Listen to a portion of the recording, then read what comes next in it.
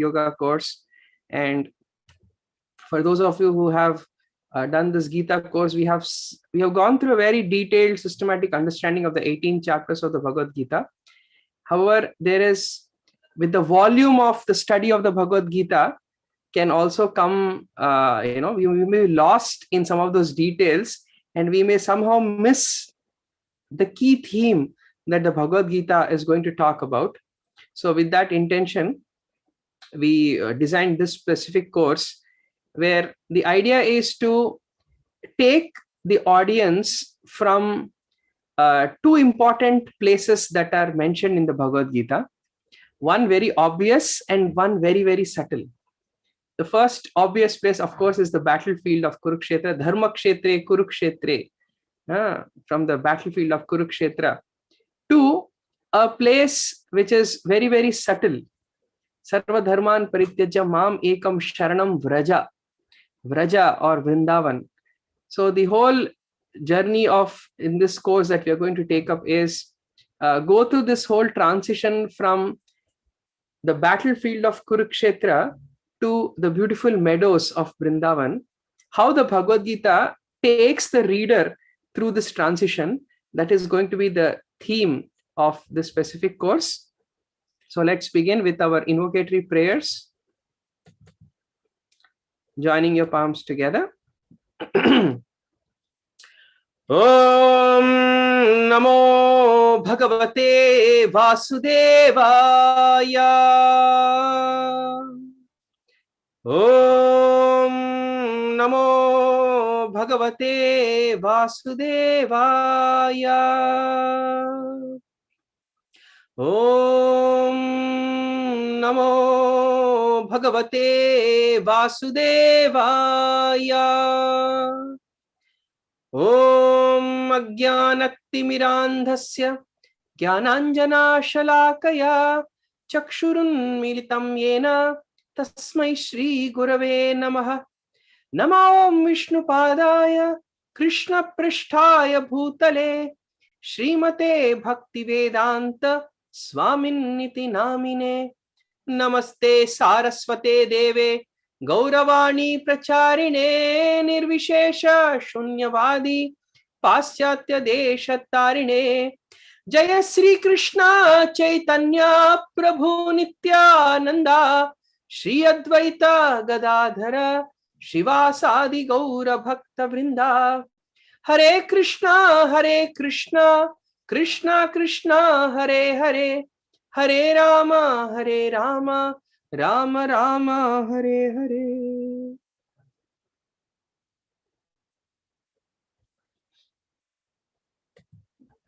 Hare Krishna. So let's begin this course entitled From Kurukshetra to Vrindavan.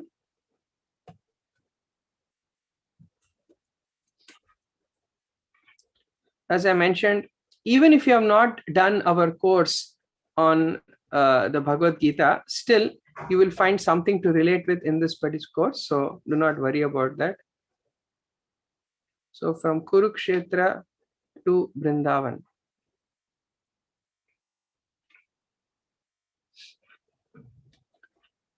So the Bhagavad Gita, as we discussed in the past, is a book that encapsulates the essence of all the Vedic teachings. In fact, our acharyas have glorified the Bhagavad Gita as the Upanishad Sar, as the essence of all the wisdom of the Upanishads. Because among the gamut of Vedic texts, about which we're going to talk about very soon, the Upanishads hold a very special role in the sense of they are the very deep philosophical discussions that are presented there. And the Gita Upanishad, the Gita also has been given the status of that Upanishad, is presenting the essence of all that Vedic Upanishadic knowledge. Right? And when a reader reads the book of Bhagavad Gita, it's very natural for them to get lost in all, or sometimes even get overwhelmed by the philosophical intricacies of the Bhagavad Gita. Right? So amidst all of this discussion, one thing we should always remember, that Bhagavad Gita, what is the Bhagavad Gita all about? Behind all these philosophical conversations, there is the the title of the book, which says Gita, a song of Bhagavan, of the Supreme Lord. This is the song of the Supreme Lord. And usually when you hear the word song, not a philosophical discussion, when do people sing songs? People sing songs when they are extremely happy, perhaps, right? Or when, and what makes us happy is when the soul is experiencing its true innate calling, which is to love and be loved. Or in other words, a song is an expression of that love.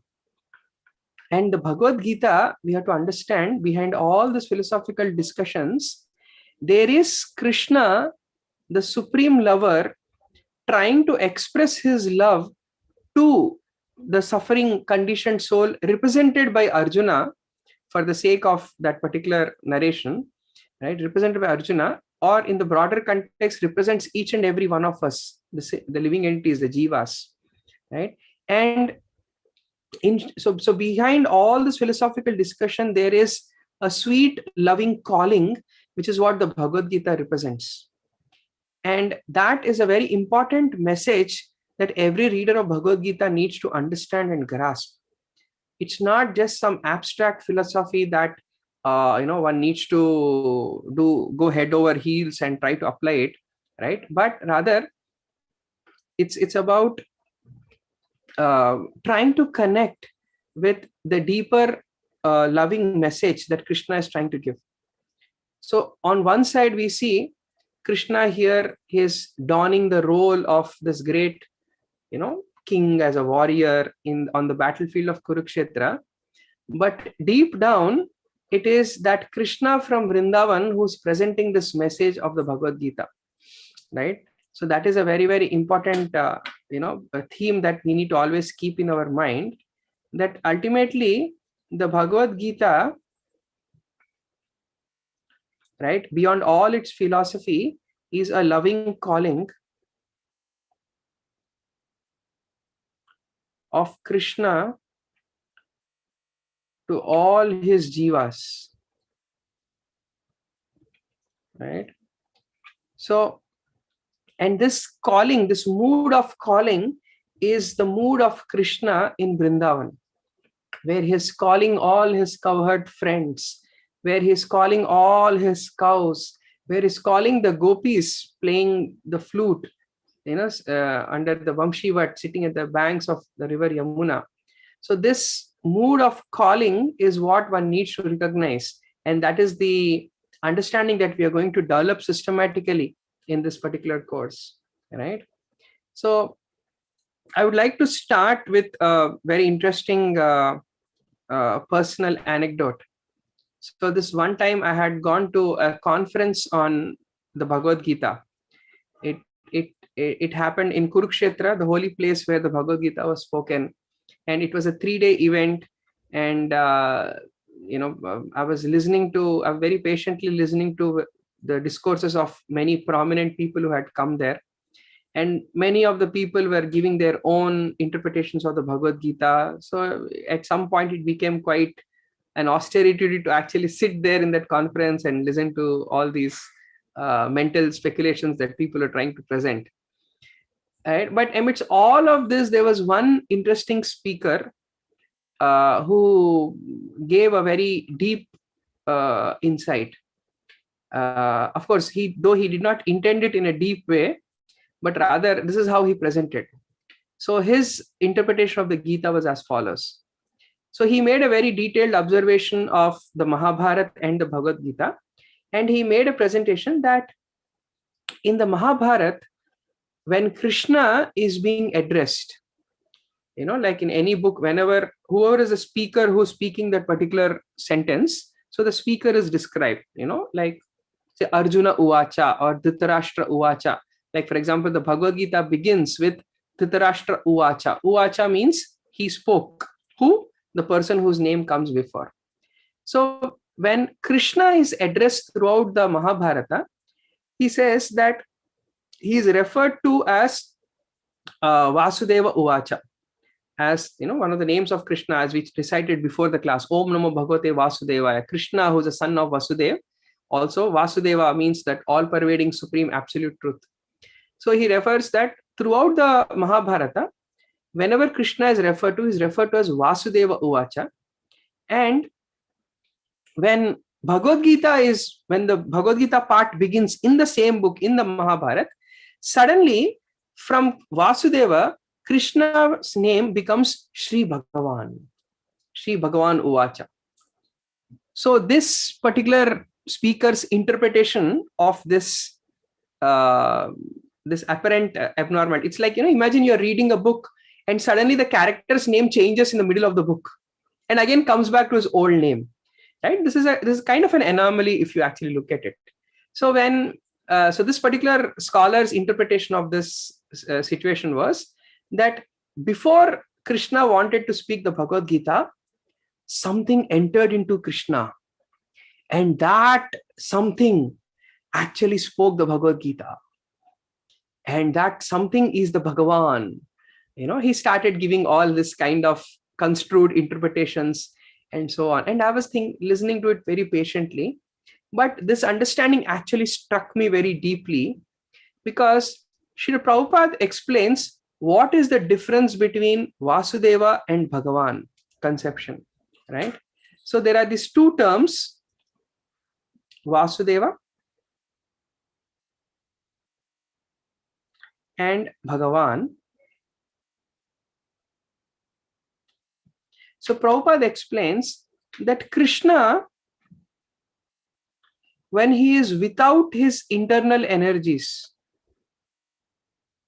by internal energy specifically meaning Radharani, when Krishna is separated from his internal energy, when he's all alone, like for example, if some of you have seen this book called as Sri Ishopanishad, so you can see this picture of the Lord standing all alone, right? So you'll not see his consorts, either Lakshmi Devi or Radharani or any of his divine feminine potencies present with him. So that particular mood of Krishna is known as the Vasudeva form of Krishna, right? Whereas Bhagavan here means when Krishna is accompanied with his internal energies, right? Like when we say Radha Krishna, or when we say Rukmini Dwarkadish, or Lakshmi Narayan. So when Krishna is accompanied with his internal energies, that is when he is complete. Krishna along with his energies together is that complete form of the Lord. And that completeness is what is represented in the Vedic scriptures by the term Bhagavan. So when this particular scholar pointed out, his speculative philosophy, I was thinking about how Srila Prabhupada so beautifully explained the difference in Vasudeva and Bhagavan. So it is very special for us to understand that when the Bhagavad Gita is being spoken, Srila Vyasadeva in Mahabharata, suddenly he starts referring to Krishna as Bhagavan, indicating that it is not Vasudeva Krishna who spoke the Bhagavad Gita, but it is Krishna with his internal energies who spoke the Bhagavad Gita. It is the Bhagavan Krishna who spoke Bhagavad Gita, not the Vasudeva Krishna. Now somebody may say, then where is his internal energy in the battlefield of Kurukshetra? Right? Did Rukmini, his wife from Dwaraka, or did Radharani, did somebody come and stand there next to him? Because there is no such description mentioned anywhere, right? So we can understand that when Krishna was overwhelmed with compassion, seeing Arjuna suffer, his best friend, his cousin, his dearmost friend, when he saw, he was overwhelmed with grief and lamentation and confused about his sense of duty. Krishna's heart melted and his heart became overwhelmed with compassion. And that compassion is the manifestation of his internal energy. All these wonderful qualities about Krishna, like his beauty, his compassion, all of these are his divine feminine potencies. So that compassion energy is represented in our tradition, in the Gaudiya Vaishnava tradition, by none other than Srimati Radharani herself. So we understand that literally within the heart of Krishna, the entire Vrindavan manifested. And it is that Vrindavan Krishna, or Krishna in the mood of his, with accompanied by his internal potency, accompanied by Radharani. And in that sweet mood, Krishna spoke the Bhagavad Gita. So we need to understand that Gita is not just any ordinary philosophical discourse, but rather it's a song sung out of love and compassion. And this is the mood that we need to understand when we are venturing into the study of the Bhagavad Gita, right? We have to see that, behind all the words, behind the head of Krishna, we have to also see the heart of Krishna. And that is the journey that we are going to take up to in the next few sessions in this course, where we are going to see this whole transition of the Kurukshetra Krishna or the Vasudev Krishna to the Vrindavan Krishna or Bhagavan Krishna. How are we to see this whole transition from the greatness of God to the sweetness of the Lord, right? And that is the transition that we are going to go through. So in order to understand that, we are going to discuss again the entire Bhagavad Gita, but not in some kind of a very linear chapter by chapter discussion that we did in the past, but we are going to have a very lateral discussion of the Bhagavad Gita, wherein we will try to understand some important concepts, some key themes. In fact, we are broadly going to divide all the philosophical concepts of the Gita into 10 main topics.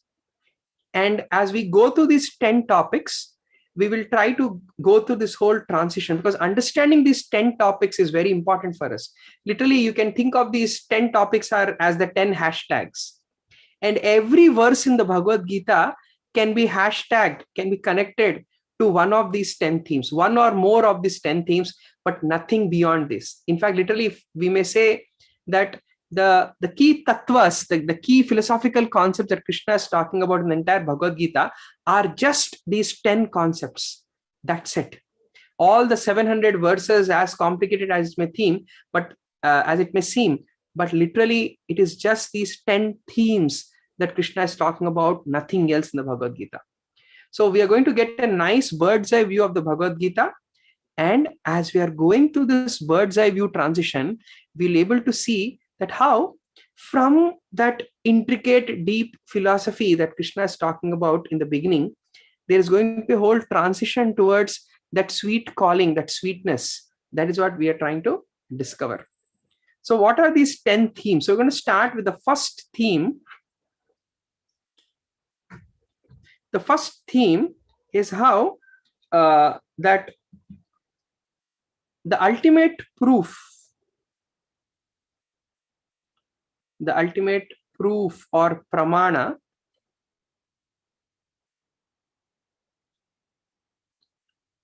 are the Vedas.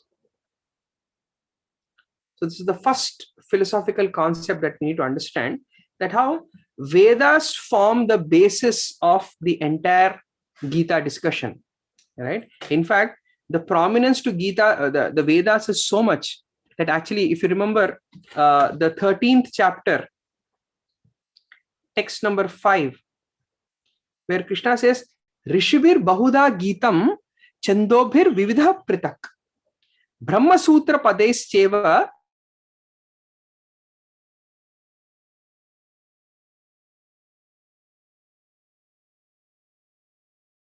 Purusha, Kshetra, Kshetrajna, in that particular chapter, 13th chapter, Krishna is saying that what I am speaking now, it is not my mental speculation, but rather Rishibir Bahuda Gitam.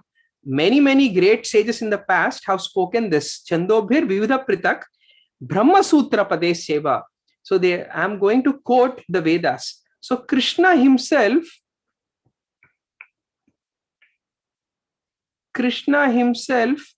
quotes the Vedas.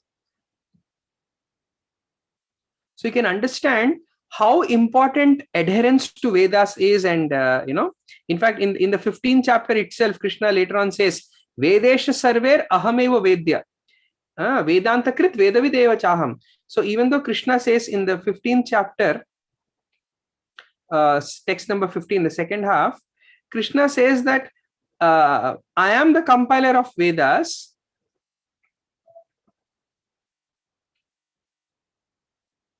And finally, he also says, I am the knower of the Vedas, I am the compiler of Vedas, and I am also to be known. I am knower of Vedas. And Vedesha sarver aham eva vedyo. I am to be known by the Vedas. The whole objective of studying the Vedas is to know Krishna. So the source of the Vedas himself is quoting the Vedas. So you can understand what prominent role the Vedas play in our Vedic learning system. In fact, later on in the 16th chapter, in text number 23, Krishna says, Yah Shastra Vidim Ustrijya Vartate Kamakarakat. Na Siddhim na Vapnoti na Sukham na Param Gatim. Right? So one who discards the scriptural injunctions in the context of explaining the Asuri Bhava, the divine qualities and the demoniac qualities, Krishna boils it down that as a simple principle, the divine personalities are those who follow the Vedas, and the Asuras, the demoniacs, are the ones who discard the Vedic injunctions. So in 23 and even in 24 actually, right, Krishna basically he says that how Tasmat Shastram Pramanam Te. One should therefore understand the Shastras as the Praman. Karya Akarya Vyavasthitau Gyatva Shastra Vidhanoktam Karma Kartum Iha Arhasi. So one should understand what is to be done and what is not to be done, what is one's duty and what is not one's duty, based on the Shastra Pramana, right? So on the basis of the Shastra. So basically, one should conduct one's life. One should conduct one's life based on Vedas, right? If not, what happens? Yam Shastra Vartate na Siddhim na Vapnoti na Sukham na Karam Gatim. So else, no Siddhi, no perfection, na Sukham, no peace, not Param Gatim, no higher destination.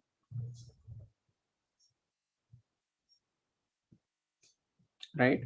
So this is how important the centering oneself to the Vedas is, right? Now, while we keep talking about the word Vedas, what exactly are the Vedas, right? Are we just talking about a set, one book or a few collection of books? So what are the Vedas, right? So the Upanishads very nicely described. So I'm quoting from Brihat Aranyaka Upanishad. It says, Asya Mahato Bhutasya Nishwasitam Etad Rigvedo. So let's break it down first. Asya Mahato Bhutasya Nishwasitam. That Supreme Lord's Nishwasa. Shwasa means breath. His breath has become, Etad has become, this is Rigveda, Yajurveda, Samaveda, Atharva, Angirasa, Itihasa, Puranam, Vidya, Upanishad, Shloka, Shutrani, Anuvakhyanani, Sarvani Nishwasitani. So it gives a whole list that what do I mean by the Vedas? The first thing it says is Vedas are the Shwasa, the breath of the Lord. And what all come under the category of the Vedas? The four Vedas, Rig Veda, Yajurveda, Samaveda and Atharva Veda. And along with that, the Itihasas, the Puranas, then the Upanishads,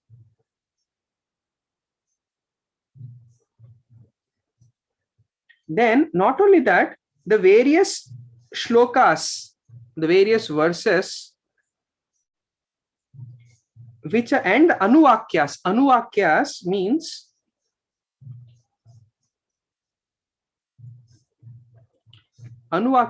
the commentaries, the bona fide commentaries. All of that comes in the category of the Vedas or the Vedic knowledge. Now, at this point, some of you may be thinking, what do you mean Rig Veda, Yajurveda, Samveda? All of this is understood. Okay, they are the Upanishads are also understood. They are all called the Shrutis, right? It means those which have been heard. But what about even Itihasas and Puranas? They come under the Smriti category. Smriti means the revelations that the later on Acharyas have given us. And not just that, even the modern day, even the commentaries, the later on commentaries also, the bona fide commentaries coming in tradition, they are also part of this. In fact, this whole gamut of books is technically called as the Amnayas, right? So this Amnaya basically means is a collection of all the Vedic texts that are coming in a tradition, right? All of this together is the Pramana, is the highest source of wisdom. That is an important concept that we need to understand, right? Now, at this point, Anuvakyas, commentaries, how can they be part of it? So to understand what the Vedas mean, so to understand Veda, literally the meaning of the word Veda means sound, Veda means knowledge. And how is this knowledge coming, right? So Veda literally means knowledge, right? Now think about it. Can knowledge ever have a beginning? Knowledge of any kind, can it ever have a beginning? It is just like saying that, like the principle of gravity, for example, eternally existed from the beginning of creation. But it just so happened that in 16th century, a great scientist named Newton might have articulated how gravity as a concept can be explained. So Newton did not invent gravity, he only articulated gravity, right? So there's a difference between when you use the word knowledge, right? So there is the origin of knowledge and there is the articulation of knowledge. Both of these are not the same because the origin of knowledge is eternal. From the beginning of creation, this knowledge existed, right? Like this color is whatever color it is. The colorness of this color is something that has always been there from the beginning of this, is like a fundamental property of nature. But we have given a name to this color as orange. We have given a name to this color as black. So some word has been designated to it as orange and black, right? But just because we called it orange and black did not come into existence in this creation from that day. So this articulation can happen at a later on period, but the origin is eternal. It has no beginning. Likewise, knowledge in itself also has no beginning. In fact, it is said that this knowledge has been embedded into this creation in the form of a cosmic sound. It is technically what is called as para sound, para vak. Vak means sound, para means, beyond or transcendental.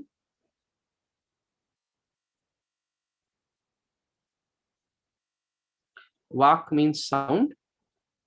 So it is said that when the creation was made, when we read the Brihadaranyaka Upanishad verse, it has been released as the Lord's breath. What it means is in the form of a cosmic sound, this knowledge has been embedded into the creation. And over a period of time, great enlightened masters, in fact, that cosmic sound is even present right now in this room, in your own house, in your living room right now, this cosmic sound is present. just as much as the internet waves are present everywhere around us, but we need a device to access those waves. Likewise, to access this cosmic sound, also I need a device, but it is not some factory manufactured device, but it is our own body and mind. Especially when you tune your body and mind to resonate with the right consciousness, we are able to hear those cosmic sounds. This is what the great acharyas in the past, in their deepest states of meditation and trance, they were able to hear this cosmic sound, and that is how this particular knowledge was revealed to them. And then they later on articulated it and presented it in, as these commentaries, right? So this is how we need to understand that the concept of Vedas, it is not a static concept.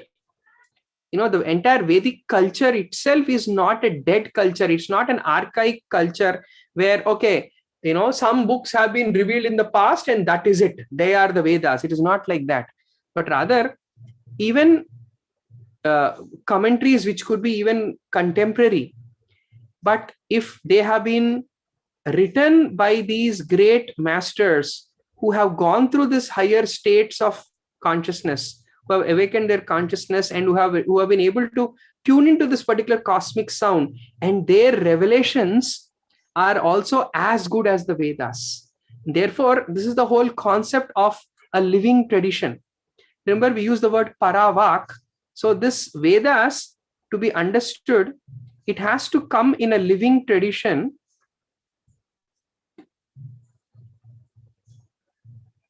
And that living tradition is what is called as a parampara, or a bona fide spiritual lineage, right?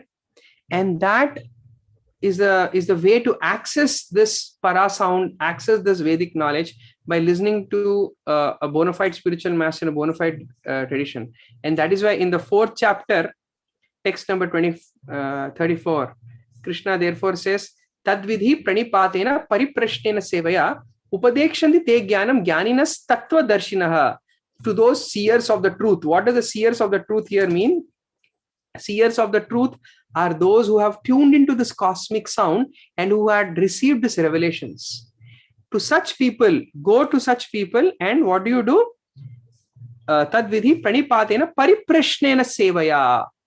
Genuinely ask questions, serve submissively by genuine inquiries and by submissive service from such great masters. So from such seers of truth who have tuned into this cosmic sound of the Vedas, from such seers of the truth, we need to, through submissive inquiry,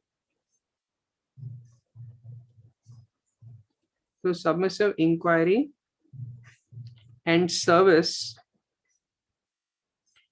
this Vedic knowledge can be revealed, right? And that is the way, and that becomes the foundation of our Shraddha.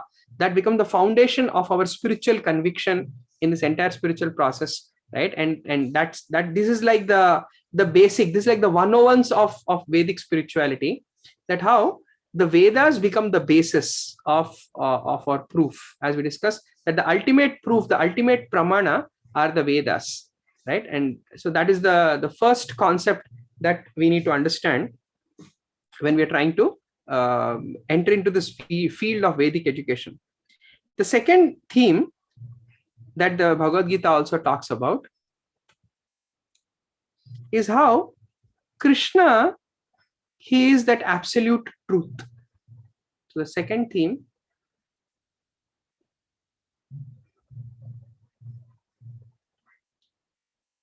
Krishna is the absolute truth.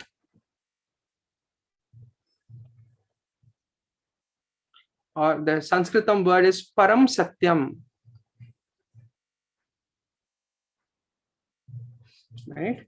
Because now this word Param Satyam needs little explanation, because once there's an absolute truth, then there also has to be relative truth. What is the meaning of this word absolute truth? So most of the truth, most of the things that we deal with in this world are all relative to this world. Meaning, Like little things like, is it day or night? So you may say night, but for somebody else living in the other part of the other hemisphere of the world, it could be the day, right? So it just depends on where your geography is, whether it's day or night. So that answer to that question, is it day or night, is a relative question. Whatever answer you may receive is a relative answer, right? So most of the questions, most of the answers, most of the truths that we deal with in our daily life are all relative. They're all relative to time, place, and circumstance. But there are certain truths which do not change, with time, place, or circumstance.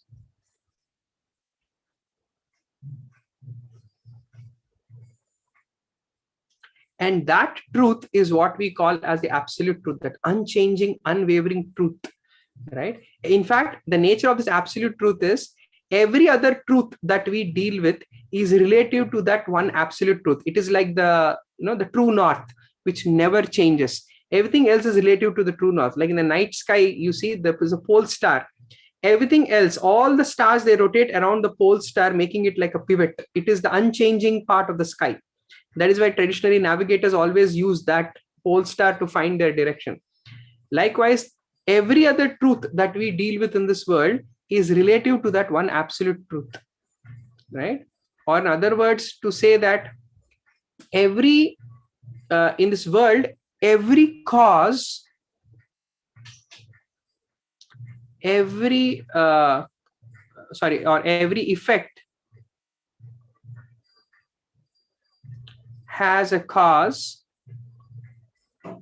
which in turn has another cause, which in turn has another cause, and you can keep going on and on and on. But there has to be then some cause which is causeless. As you keep going back and back and back, there has to be a cause which is causeless. And that causeless cause is what is referred to as this Param Satyam, or the absolute truth, right? So this is the understanding in that famous quote from the Brahma Samhita: Ishvara Paramaha Krishnaha Sachidananda Vigraha Anadiradir Govinda Sarva Karana Karanam. He is the cause of all causes, meaning that he is that original cause from whom everything else is an effect in relationship to him, right? Like, for example, you can ask a simple question: why is it hot outside? Then you'll say, oh, because of the sun. Why is the sun rising? So you may say, oh, there is because of the earth rotating because of certain. So if you keep going on, why, at some point it boils down to some answer which has no cause. In fact, this is the philosophical way of defining God. God is not just some old guy sitting up there in the heaven creating this world and giving us punishment. That is not the Vedic understanding of God. The most profound understanding of God is this: he is the original cause of all causes. Very, very scientific definition. Every phenomena that we see around in this world is ultimately an effect because it has a cause. But as you keep going higher and higher and higher and higher in the causation cycle, you will at a certain point reach a particular cause which is causeless, which has no cause. And that is the absolute truth. And that absolute truth is described as Krishna. Mattaha parataram na anyat kinchit asti dhananjaya. Nothing is superior to me. Krishna explains in the 7th chapter of the Bhagavad Gita, indicating that how Krishna, he is that absolute truth, right? So this, there are, not just the Bhagavad Gita, even with Upanishads also, like Shvetashvatara Upanishad, he explains that how, while defining this absolute truth, just like how the sun illuminates all the directions, there is this one supreme being who's illuminating this entire universe. When you use the word illuminating, means not just literally giving light to this universe, but rather filling it with consciousness. Likewise, there's another verse which says that how among the various eternal living entities, there has to be one who's supremely eternal. among the various cognizant living entities, there has to be one who's supremely cognizant, who's the source of all cognizance and consciousness. And what is the nature of this? This one supreme being is the one who's protecting everyone and is fulfilling the desires of everyone. Right? That is the nature of this absolute truth. Likewise, in the in the Ishopanishad also, in text number 8, very beautifully described. Saparyaga shukram akayam avarnam ashnavinam shuddham apapa viddham kavir manishir prabhur swayambhur yatha tathartho arthan vidadha shashvatibhya samabhya. That yathar anyato arthan. So arthan, he has been fulfilling the desires of all the living entities shashvatabhya samabhya. From time immemorial, this one supreme being, he has been fulfilling the desires of everyone. That is the, that is how the absolute truth has been defined, right? So this and very nicely, so there are multiple quotations, but one very important quotation that I would like you to make note. This is from the first canto, third chapter of the Bhagavad Puran, text number 28, where it says, Ete chamsa kala pumsham Krishnastu Bhagavan Swayam. So that Bhagavan that we discussed in the beginning of this discussion, Krishnastu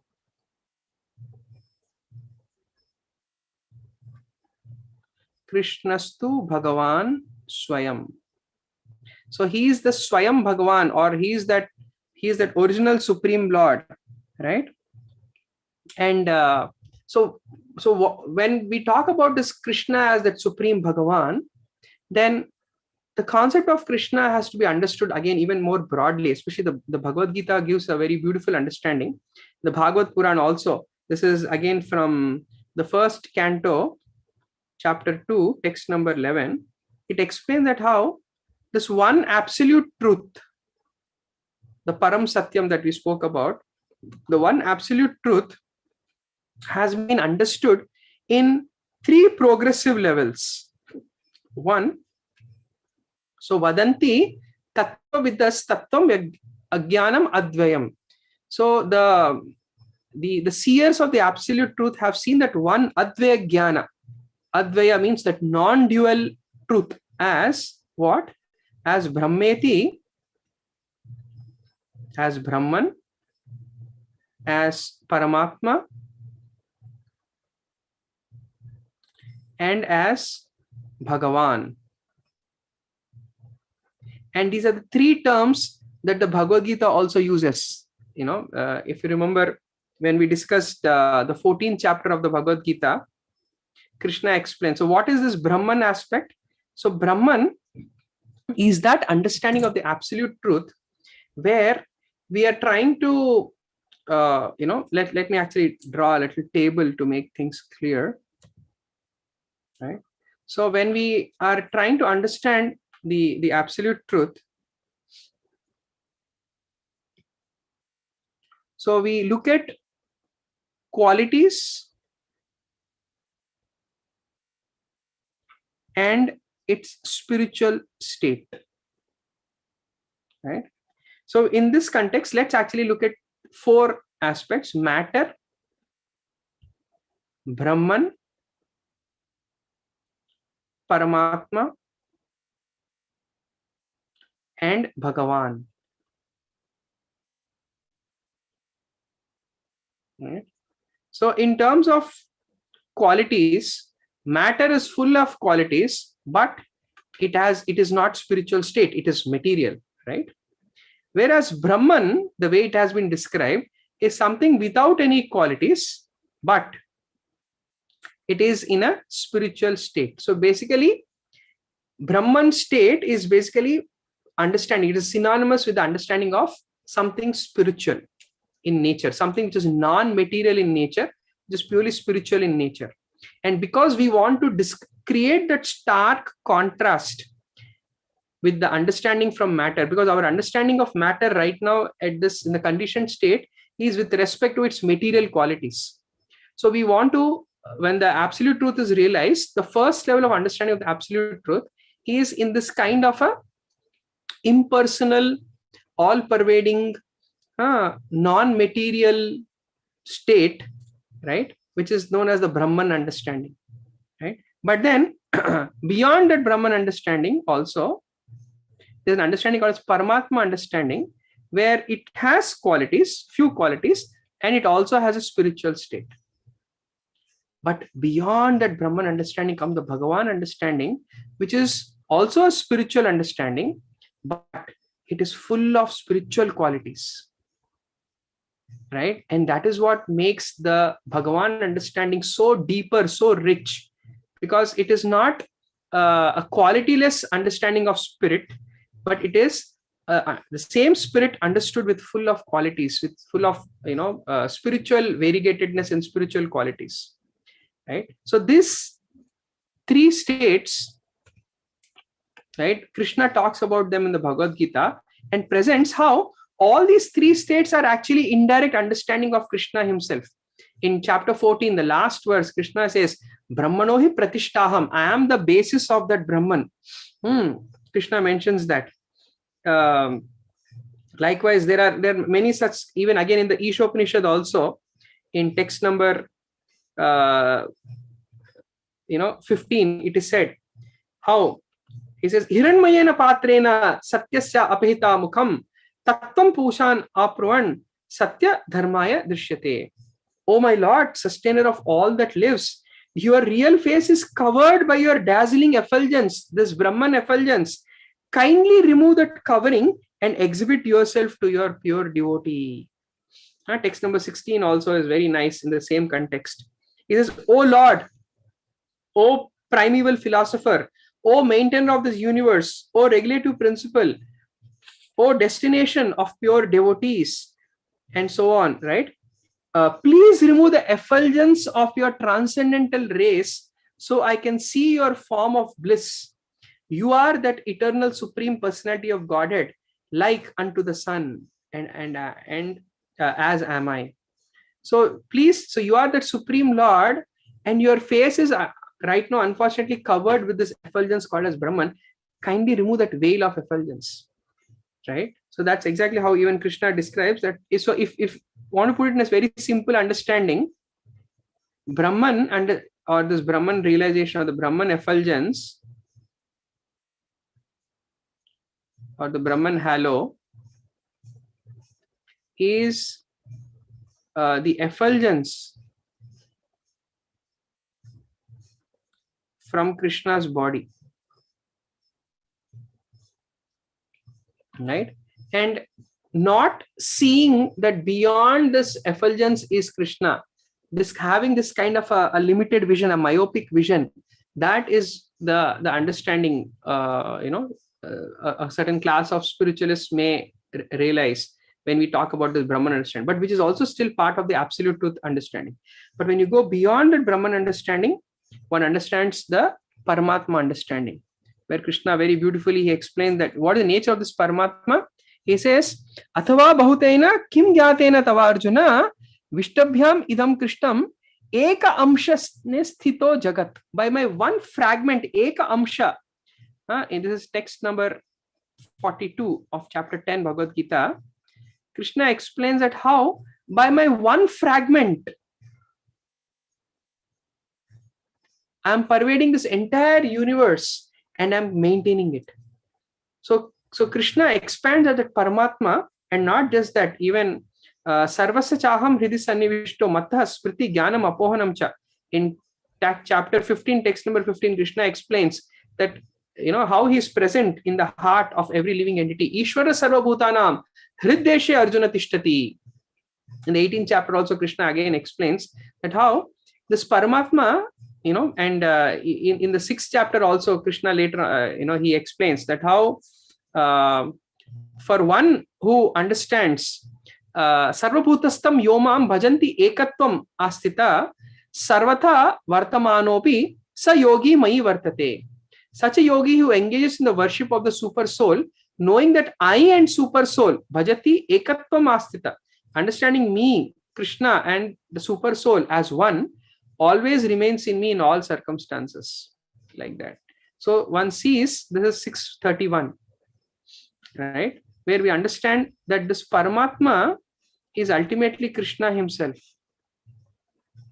And what better, then in the 15th chapter, in the end of the 15th chapter, Krishna very emphatically explains that how that Paramatma, or as a Purushottama, one who understands that, that I am that, because I am the transcendental beyond both fallible and infallible, and because I am celebrated in both the worlds as a supreme person. So one who understands that Krishna as a Paramatma himself, as a Purushottama, that is the understanding that one gets as a Krishna as a Paramatma level of understanding. And of course, beyond that Paramatma level understanding, where Krishna is that Bhagavan, as we discussed, Aham Sarvasya Prabhavo Mattaha Paravam Pavartate Iti Matva Bhajante Mam Bhuda Bhava Samanvita. In chapter number 10, in the Chatushloki, Krishna explains that how he is the basis of everything, he is the ultimate source of everything. And how Yomam evam asamudho janati Purushottama, in the 19th verse of the 15th chapter, in the penultimate verse of the 15th chapter, Krishna explains that Sarvavid bhajati mam sarva bhavena bharata. Whoever knows me as a supreme personality of Godhead without doubting is a knower of everything. He therefore engages himself in full devotional service to me, O son of Bharata. So understanding Krishna as a supreme Bhagavan, as an original source of everything, as a supreme personality of Godhead, as Srila Prabhupada explains, like that. And not just that, in the famous understanding that Krishna presents in 529, where he explains that Bhoktaram Yagyatapasam Sarvaloka Maheshwaram Suhridam Sarvabhutanam Gyapamam Shantirichati. One who understands Krishna as he is a real enjoyer, he is a real master, he is a real proprietor, and he is also our best friend.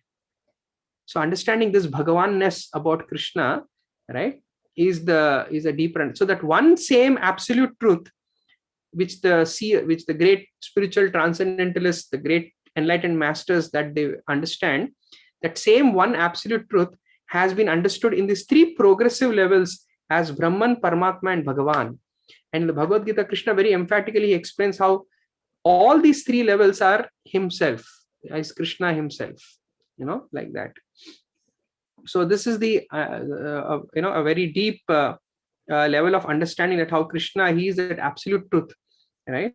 And then if he is that absolute truth, then comes a third level of understanding. Let's actually write that.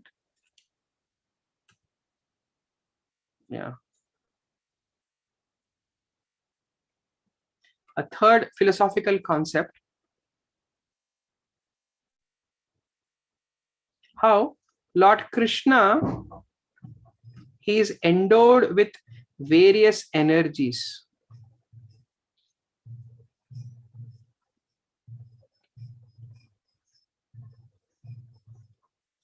Endowed with all energies. So how Krishna says, Parasha Shaktir Vivdeva Shruyate Swabhaviki Jnana Bala Kriyacha.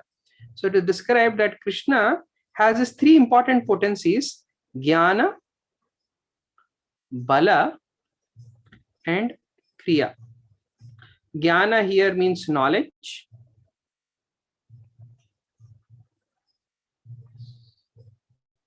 Right? Bala here means one's desire. Bala is not just strength, but it means here the desire. And Kriya means action.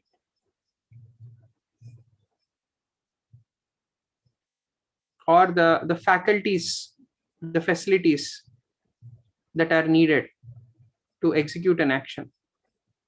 So these three energies are considered one of the most important energies of the Lord. Jnana Shakti, Bala Shakti, and Kriya Shakti. In fact, these three put together, they create you can say, coming together of these three energies is literally what is happening in this entire creation. In fact, if you want to analyze what is happening in this entire creation, there's only one thing which is happening: an interaction of all these three. Facilities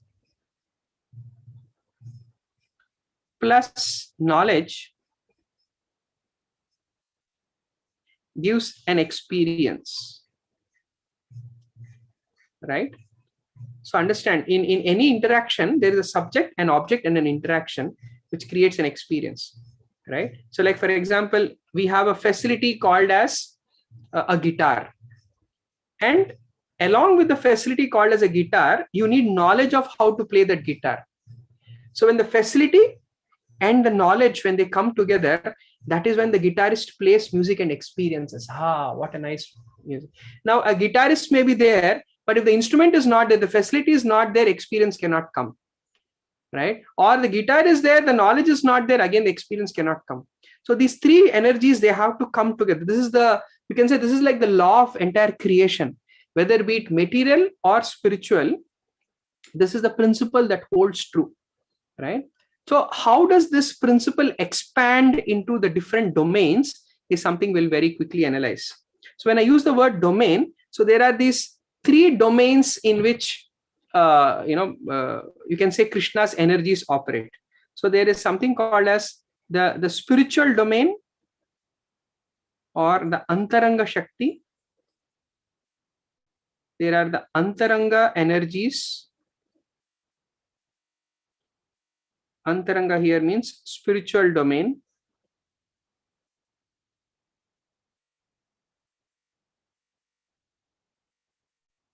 Then there is Tatasya Shakti,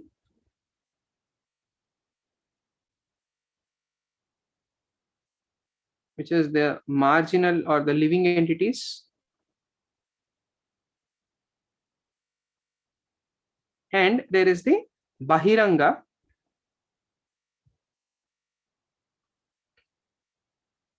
or the external or material domain. So spiritual domain, living entities domain, and material domain. These are the three domains.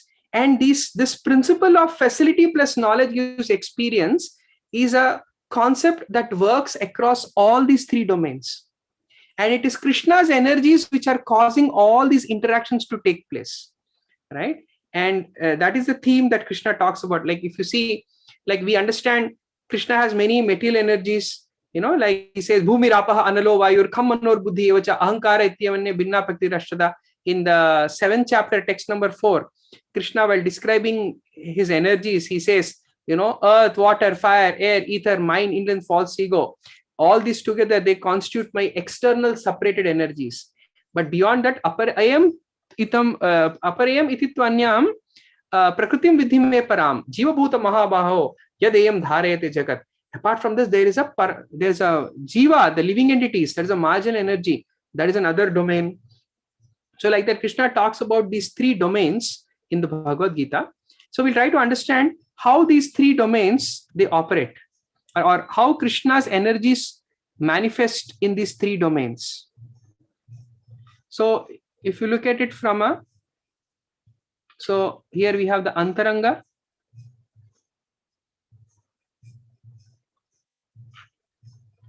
then the Tatashta,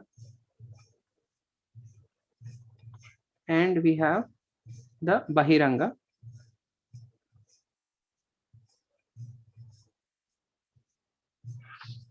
Then we have the facility, knowledge, and the experience. So if we now combine all of this, let's see what kind of a beautiful matrix is going to come out now, right? So when we talk about, let's first talk about the Krishna's spiritual world, his Antaranga Shakti, his internal energy, world of his internal energy. So the facility in the spiritual world is called as Sandhini.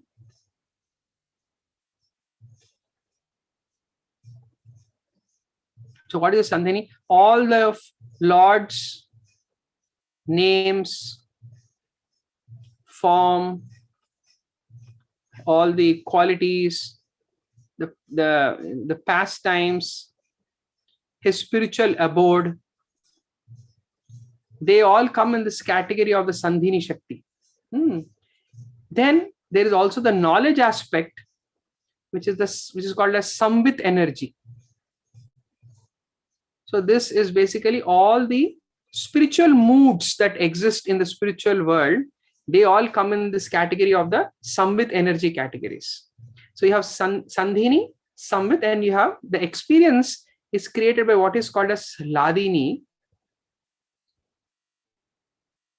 So the nature of spiritual experience is only one thing, spiritual love or prema. That comes from the Hladini potency. So these are the Lord's spiritual, direct, pure spiritual energies. But what about the Lord's energies in the marginal domain, right? So in the marginal domain, it comes as the Jiva's spiritual existence.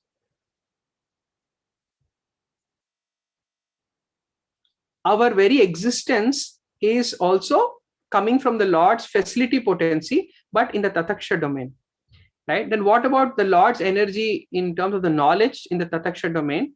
It becomes our knowledge of divine, our knowledge of divinity, right? Our understanding of the supreme absolute truth, right? All the scriptures, etc. So whatever we understand, that comes in the domain of the Tataksha knowledge facility, right? And what is the experience that the Jiva gets? The Jiva gets Ananda or spiritual bliss, right? So that is the Tataksha experience energy of the Lord, right? Or the Bala, right? Let's write these names also.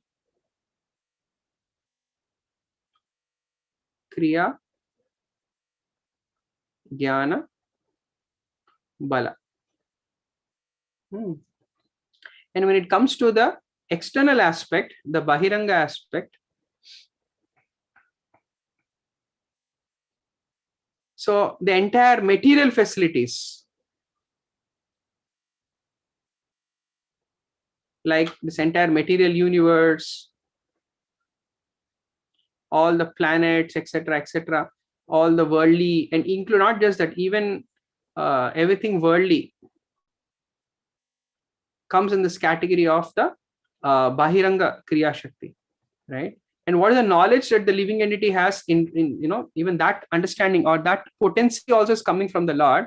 All our worries, materialistic hopes, our basically our entire material conditioning, in short,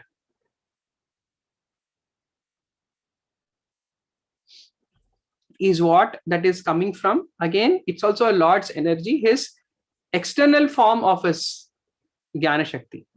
And the so-called material happiness that we experience is also the Lord's potency, but it's this external part of his experience potency or the Bala potency, right? So this is the whole matrix of energy. So we need to understand, right? When Krishna in the Bhagavad Gita, he talks about his different energies, right? He talks about his internal energies, he talks about his material energies, he talks about the living entity as his marginal potency and the various experiences the living entity goes through. All of these are Krishna's own energies. That is Parasha Shaktir Vividheva Shruyate. The Supreme Lord is endowed with various energies, right? And this is the concept, also important concept that one needs to understand, right? And it is these energies that go through transformations, not the Supreme Lord that goes through transformations. If you remember, earlier we discussed how Krishna is that absolute truth. When you use the word absolute truth, it has to be unchanging. Then naturally a question may come, if the absolute truth is unchanging, how is this world changing? How am I changing? How are transformations happening? Even the spiritual world, it's not a very static world, it's a very dynamic world. How are these varieties that are manifesting in the spiritual world, how are they changing if the supreme truth is one? So one who does not understand the concept of the energies of the Lord will very foolishly come to a conclusion that everything has to be unchanging, therefore everything is one homogeneous unchanging mass, it's all one. One may prematurely come to this concept of oneness philosophy, or or a non-dualistic philosophy or monoistic philosophy. But that is not the proper understanding. The absolute truth, Krishna, is unchanging, but his energies do go through change. And this is a concept which is called as Shakti Parinama Vada. Parinamas are transformations and Shakti is energies. So the supreme absolute truth does not change, but his energies go through change.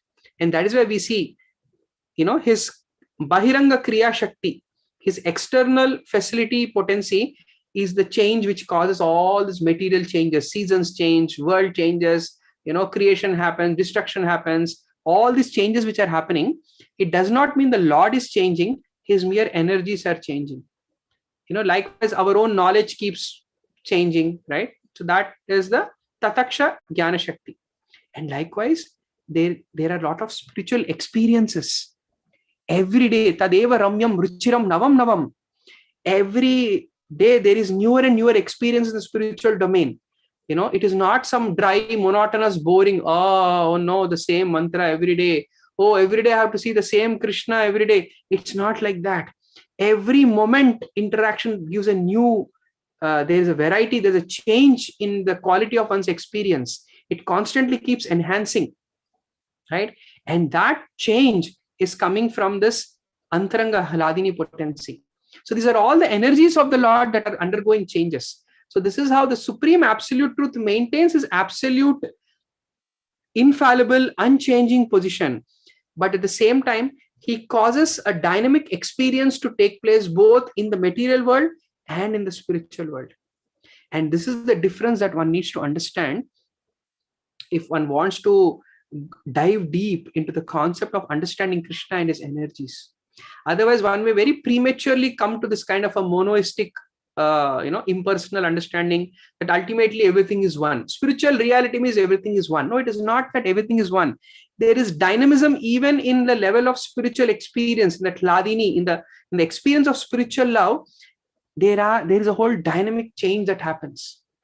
And that is why, literally the whole, if you go to the transition from the material to the spiritual, right? If I may put it again in the form of a drawing, let's put, yeah.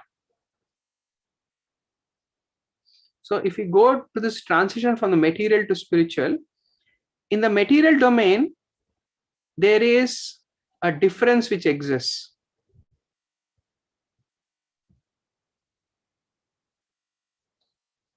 So the more materialistic we are, means more our own egos are there, more we find ourselves isolated. Our centers are all isolated. Each and every one of us have our own egos, and therefore we are so far apart from each other. But as we start to begin our spiritual journey, we start coming closer and closer and closer and closer and closer to the point where we experience a kind of oneness. But this oneness is not oneness of existence, but it is oneness of purpose. At this stage, one experiences a oneness in spiritual purpose, right?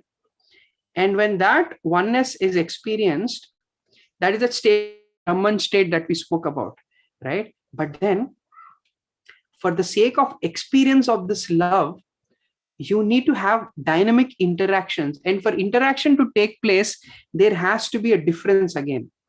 And this is not the egocentric difference, but rather now this so-called difference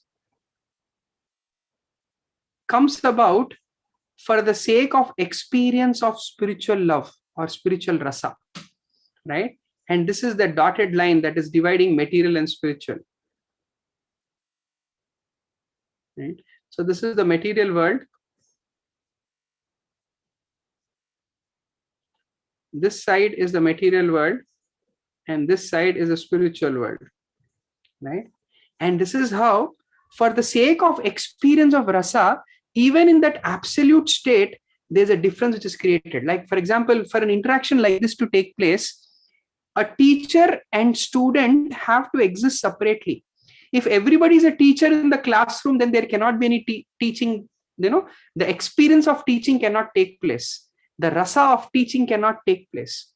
So for the sake of exchange of rasa, there has to be a difference which has to be created. But this difference is not the egoistic difference that we see in this material world. That is the difference between materialistic difference and spiritual difference. On an absolute level, Srila Prabhupada explains that there is no difference between the servitor and the served, the worshipper and the worshipped. There is no difference. But at the same time, for the sake of experience of this spiritual mellows, for the experience of this spiritual prema, for the spiritual rasa, a difference has to be created. Krishna takes service, Balaram gives service. Even though there is no difference in Krishna and Balaram on an absolute level, but yet for the sake of exchange of this spiritual rasa, a difference exists. And that is the beauty of spiritual interactions. And that is the theme, that is why when one does not understand this dynamism that happens at spiritual level, then one may very prematurely interpret the Bhagavad Gita as talking about some kind of an absolute spiritual oneness for everyone. No, it is not talking about that kind of a bland, that spiritual oneness create blandness. There is no exchange of rasa, because the Upanishads also describe rasovai saha, that Supreme Lord is the one who's constant experiencer of rasa. A theme we'll talk about a little later in our course, right? But this is a little prelude for us to understand that how there is dynamism that happens even in the spiritual domain, because it is not that the absolute truth changes, but it is his energies, his Hladini potency that goes through this change, who creates that change, who creates these experiences by creating an apparent difference. So what starts as egoistic difference becomes oneness of Brahman, and then maintaining that oneness of purpose, one creates spiritual variety for the sake of experience of this Hladini or the spiritual love. So like that. So this is this intricate concept of oneness and difference, which also we'll elaborate in one of our future sessions. All right. So let's very quickly summarize what we discussed today, and we'll open the forum for any questions. Slightly philosophical discussion today. So we began this journey from Kurukshetra to Vrindavan with the understanding that how Bhagavad Gita, it is not just some dry abstract philosophy, but rather the entire book is a loving calling of Krishna to all his jivas. In that context, we understood the difference between Vasudeva and Bhagavan. And we saw how when Krishna is referred to as Bhagavan, the Bhagavad Gita, it indicates that within his heart is the entire spiritual potency, his internal energy. The entire Vrindavan Dham is there within his heart as Krishna was speaking the Bhagavad Gita, because he was overwhelmed with compassion towards his dear friend. And that compassion is the divine feminine potency of the Lord, his internal energy of the Lord, right? So therefore, we need to understand Bhagavad Gita is, behind all the philosophy of the Bhagavad Gita, we also have to see that sweetness of love that Krishna is expressing towards all of us, all the jivas. And that is the real purpose of the Bhagavad Gita.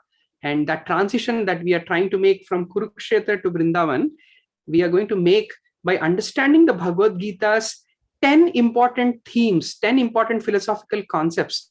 And as we are going through these philosophical concepts, we are going to make a transition from the Kurukshetra Krishna to the Vrindavan Krishna, right? So what is the first philosophical concept we understood? We understood how the ultimate proof of all Vedic knowledge is the Vedas itself. The ultimate pramana, the highest proof we can refer to are the Vedas. And we saw how much importance Krishna gave to the Vedas, as he described in the 13th chapter, 5th verse, and how though he is a knower of the Vedas, he himself is referring to the Vedas, and how important it is to align one's life according to the injunctions of the Shastras. We saw in the 16th chapter, text 23 and 24, right?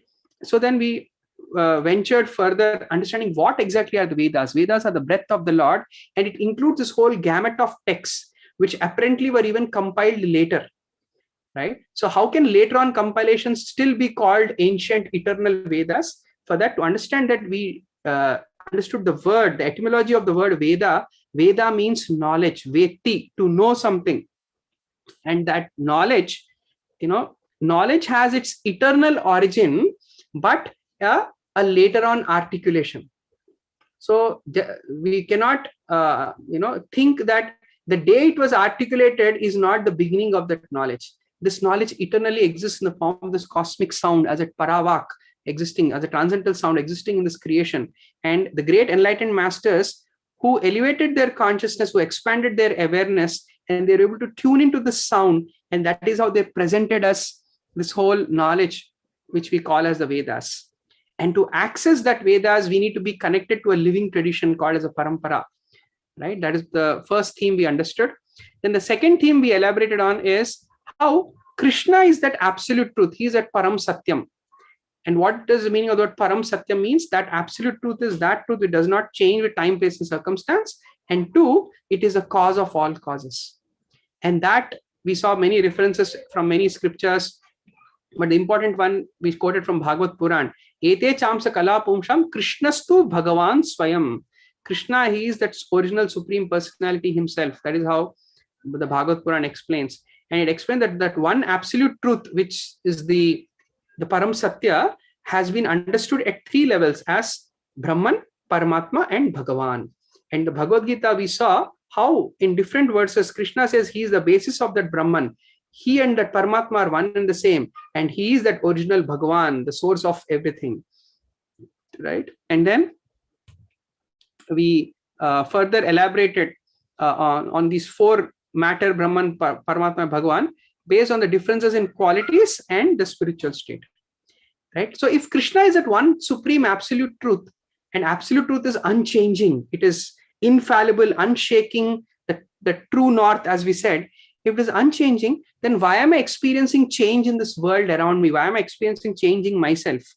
How do I explain that? To explain that, we saw the next concept, how the supreme absolute truth, Krishna, though he is unchanging, he is endowed with varieties of energies which go through change. And Parasha Shakti Videva Shruyate, he has multiple energies, Swabhaviki Jnana Bala Kriyacha. Knowledge potency, his desire potency, his faculties, his action potencies. And together they create this experience. That's what we spoke about. And all these three energies, they exist from the spiritual domain, from the marginal living entities domain, and from the material or the external domain. And we saw the whole list of how these energies operate, how do they operate, how do they manifest. And then we saw a very important principle of how there is variety that exists even in the spiritual domain. Spiritual domain is not some static oneness state, but it's a very, very dynamic, active state. And what creates the dynamism? For the dynamism to exist, there has to be spiritual variety. So what begins as differences centered around different egos in the material world, with spiritual progress, one reaches a state of oneness. But beyond that oneness, one creates further difference again for the sake of exchange of rasa. This is the concept of spiritual variety. So on an absolute level, everything is one in the spiritual world, but for the sake of exchange of mellows, for the sake of exchange of this prema, there is differences that exist. That is the concept of spiritual variety. And that is why we spoke, this is the variety created by the spiritual energies of the Lord. So even the spiritual energies are not static, but they are also very, very dynamic, right? So these are the three important themes that we discussed. In tomorrow's discussion, we'll elaborate further, continuing with the rest of the themes. All right. So thank you all very much for your very patient listening. Let's open the forum for any questions or comments. If anybody has any comments, yeah. All right. Hare Krishna. Gailji, would you like to unmute yourself? Hare Krishna, Prabhu. Hare Yes. A few things. One is the different ways that you explain knowledge in the spiritual world, among the jivas, and in the material world, right? Mm-hmm. And so those those, let's call them translations of knowledge, seemed a little strange to me. Because, we normally think of knowledge as either realizations or information, So in the spiritual world, I'm just trying to make it more intuitive. How is knowledge like the mood, or even in the material world, how is knowledge like one's hopes, one's worries, things like that? It doesn't seem to go match. Right. So what is knowledge?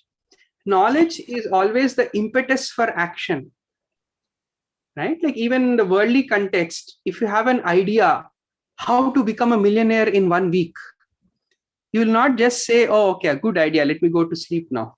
But rather, that idea will always create a very strong impetus for your action. That is the nature of knowledge. It triggers the faculties.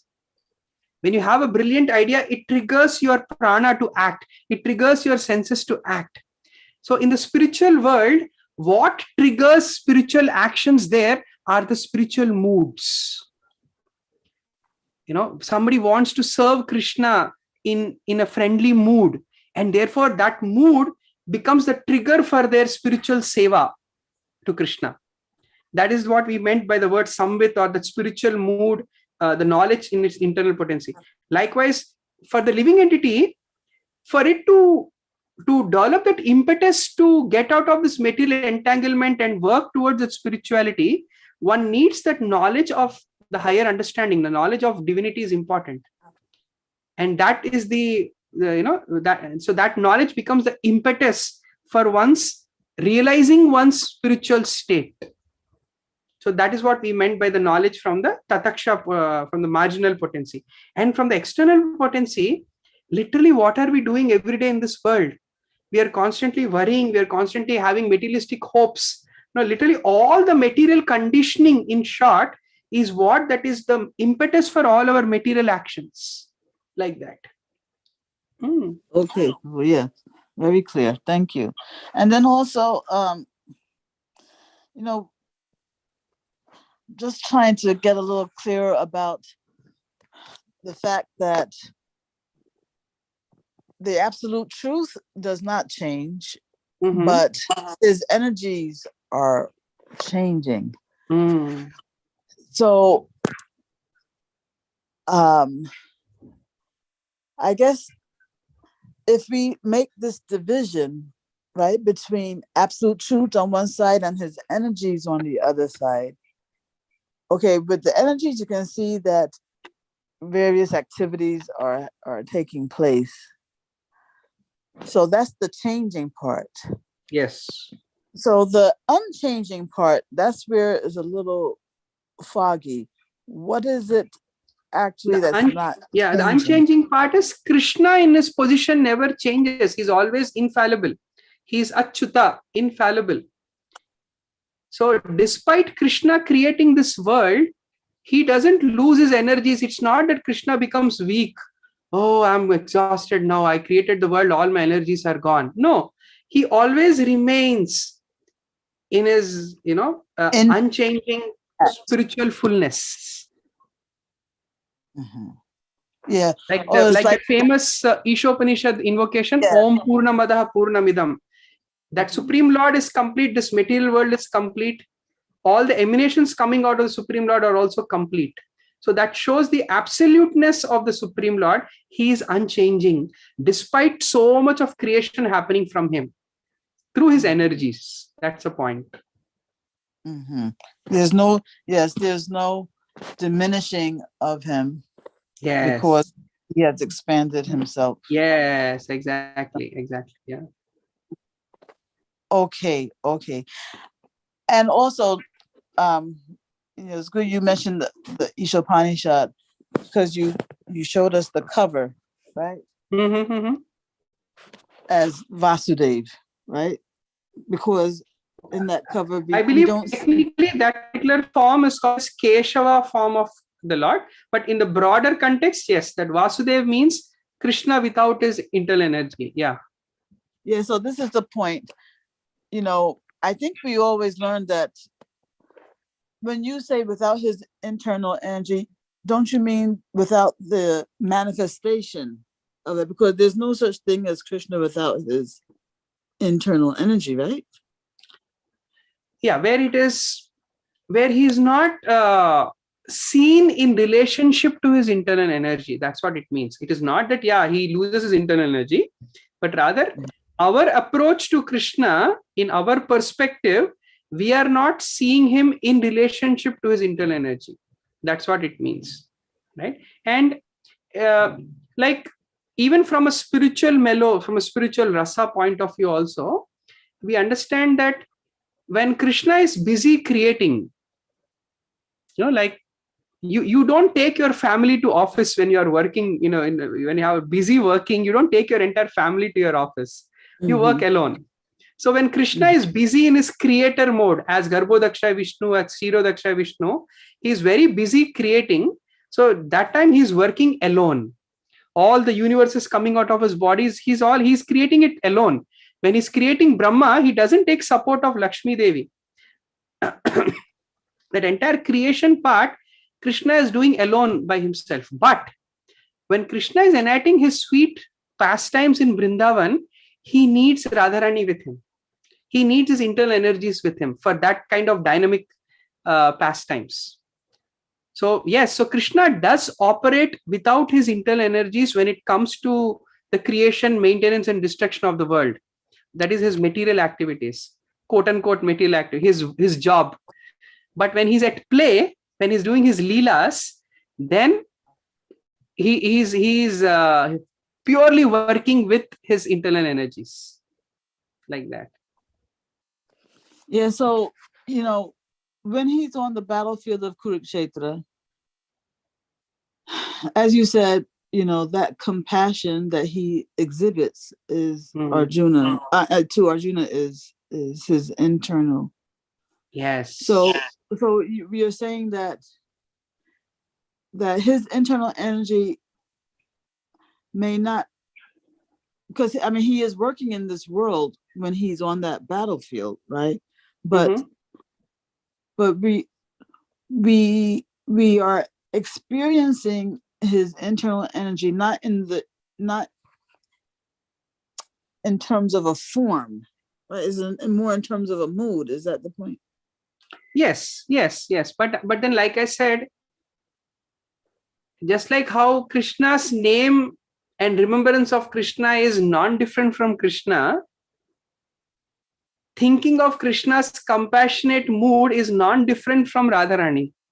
So it is not that, personally, it is a very superficial vision to say that, a personality is not there. But yes, within his heart, very much she is there. Okay. Yeah. Okay. And then just last thing, Prabhu, you were saying that on an absolute level, there's no difference between the jivas and Krishna. So when you say that, you're speaking, I guess would you say like ontologically, right? Because there's nothing separate from Krishna's existence. Do you mean in that sense? Yes. So Prabhupada highlights this very nicely in Chaitanya Charitamrita Adi Lila 7th chapter, text number 5 purport. He makes this statement that on an absolute level, there is no difference between the worshipper and the worshipped, because they are one in purpose. If you remember, we discussed this example of the pen and the pen cap in one of our Gita discussions. Yes, right? Yes. So the cap, once it becomes part of the pen, it is collectively called as a pen. There is no difference between cap and pen. But yet, though they maintain their ontological difference, functionally, we still call it as one whole unit. They are all part of one whole. So likewise, on an absolute level, there is no difference, but yet a difference exists for the sake of that exchange of rasa. Yeah. Or aside from pen and cap analogy, we can also say like the body and limbs, right? Like arm, right? Yeah, Same, exactly. Same idea. Yeah. Yes. Yeah. Okay.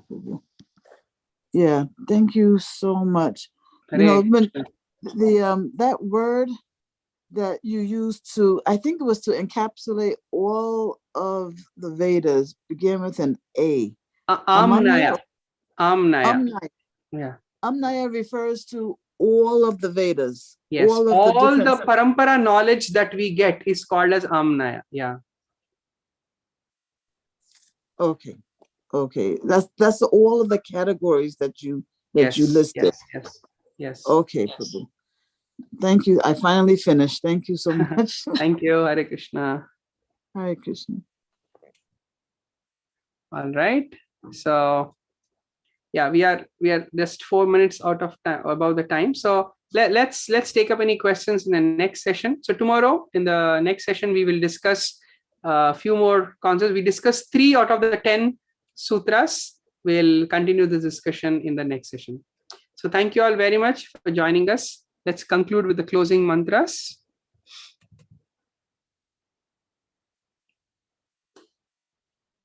Om Sahana Bhavatu Sahanau Bhunattu Sah Viryam Karavavahai Tejasvinavadhitamastu Ma Vidvishavahai. Om Shanti Shanti Shanti. Jaya Sri Krishna Chaitanya Prabhu Nityananda Shri Advaita Gadadhara Shivasadi Gaura Bhakta Vrinda. Hare Krishna, Krishna Krishna, Hare Hare, Hare Rama, Rama Rama, Hare Hare.